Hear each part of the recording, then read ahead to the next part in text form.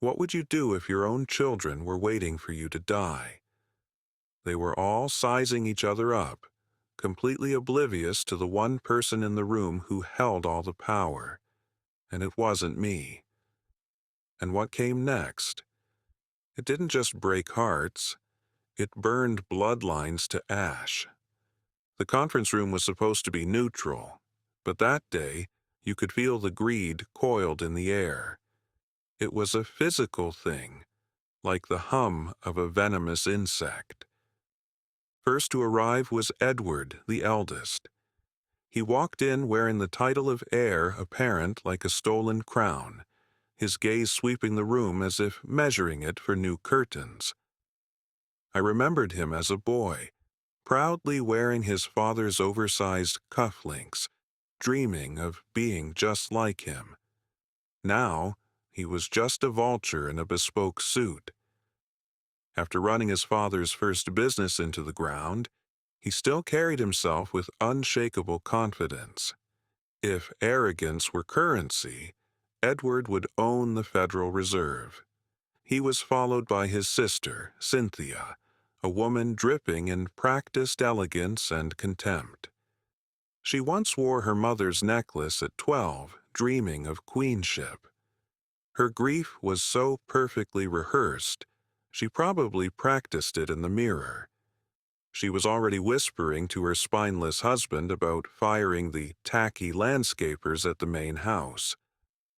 Her eyes swept the room and dismissed the woman sitting quietly in the corner like she was a piece of furniture to be thrown out.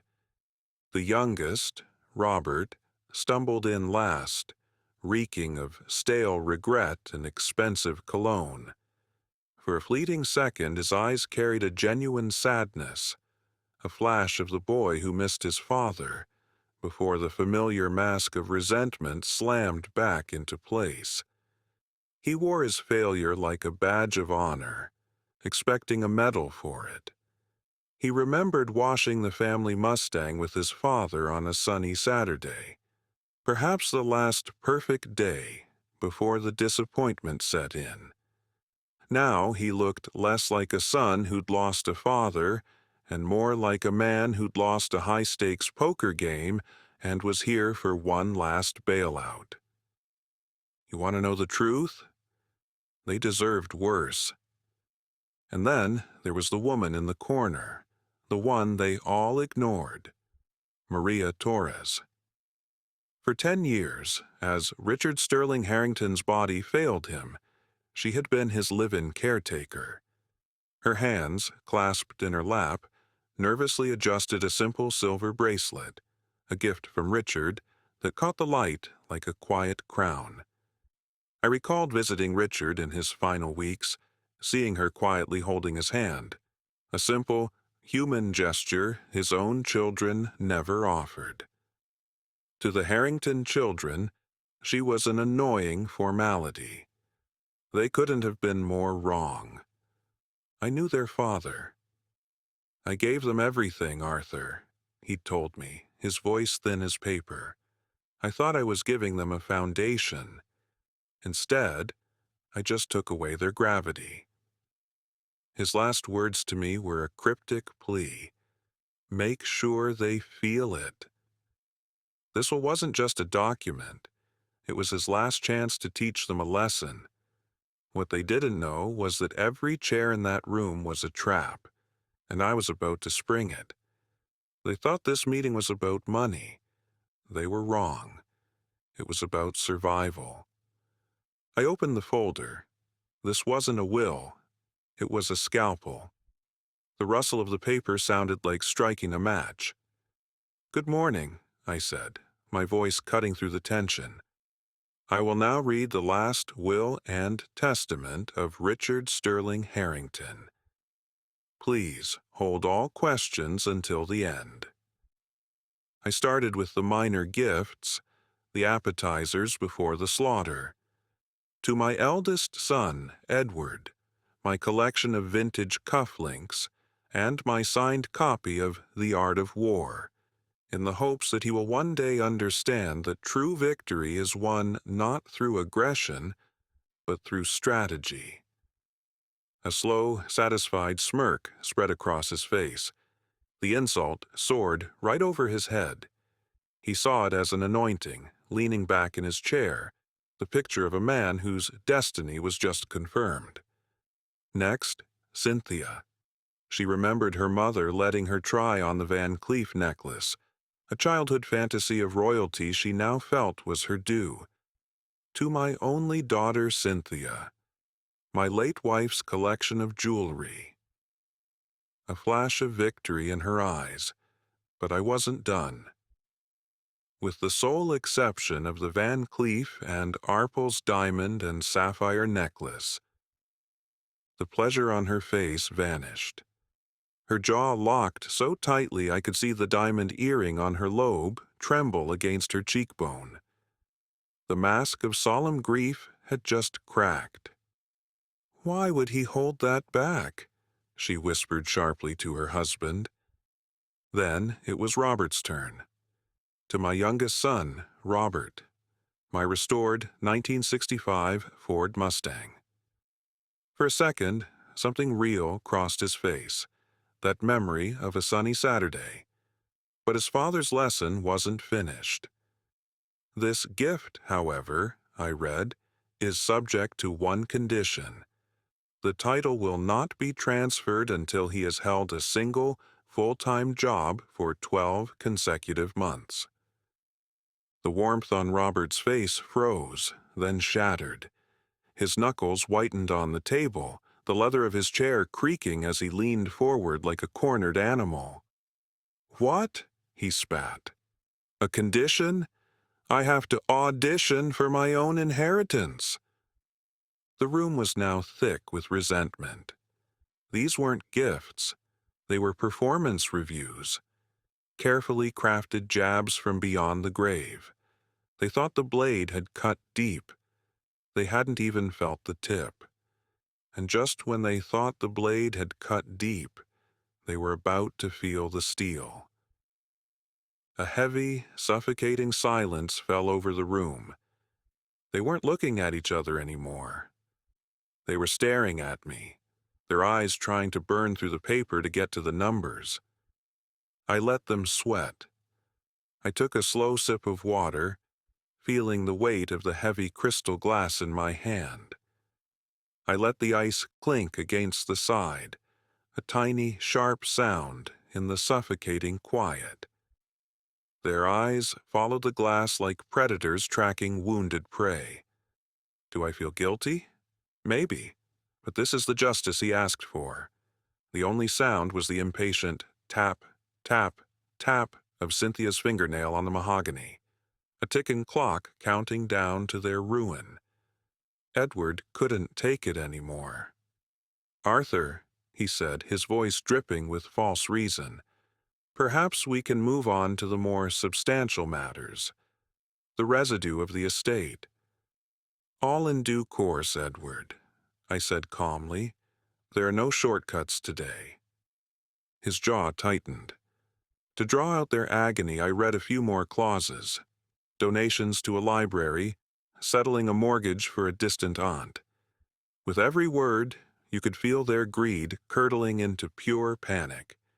It was their money, their birthright, being given away. For the first time, a sliver of real, terrifying doubt crept in. What if the old man had done something strange? I could have told them. Strange doesn't even begin to cover it. If you were Richard, how would you split your fortune? They never saw the real heir sitting in plain sight. I turned the page. The crackle of paper was like a gunshot. "Item 6, I announced. The residue of my estate." This was it. I mentally counted down the seconds of silence. 1, 2, 3. The air conditioner hummed like distant mocking applause. Edward sat ramrod straight. Cynthia leaned forward, her knuckles white as bone. Robert went completely still. I began to read. "All the rest, residue and remainder of my estate, I give, devise, and bequeath as follows." I paused, letting them lean into the future they thought they were owed. Then I dropped the bomb. My residual estate is to be divided into 2 parts. 2, not 3. The math wasn't adding up. Part 1, I continued, the words leaving my mouth like steel pellets, comprising 90% of my entire residual estate, I direct, be placed into a charitable trust, known as the Harrington Foundation for Compassionate Care. The words landed and the world caught fire. 1. 2. A vein began to throb on Edward's temple. Cynthia's manicured fingers clawed at her leather clutch, her knuckles white. The leather of Robert's chair groaned under his sudden weight as he leaned back, stunned. A water glass tipped over, spilling ice across the polished wood. "No," Cynthia whispered. Robert just stared, a weird, broken smile on his face. "Would you do this to your children?" The final shot was yet to come. "The purpose of this foundation," I read, "shall be to provide funding for palliative care nurses and end-of-life caregivers. It is a lesson I learned far too late in my own home. I learned what love costs when you pay for company instead." Then the final blow. Part 2. The remaining 10% of my residual estate, along with the Van Cleef and Arpels diamond and sapphire necklace, I give, with my deepest gratitude, to Ems, Maria Torres. Every head swiveled to the woman in the corner. Her hand flew to her mouth, a quiet, disbelieving sob escaping her. And then came the old man's own words, a letter from beyond the grave I read aloud. "To my children, you waited for me to die.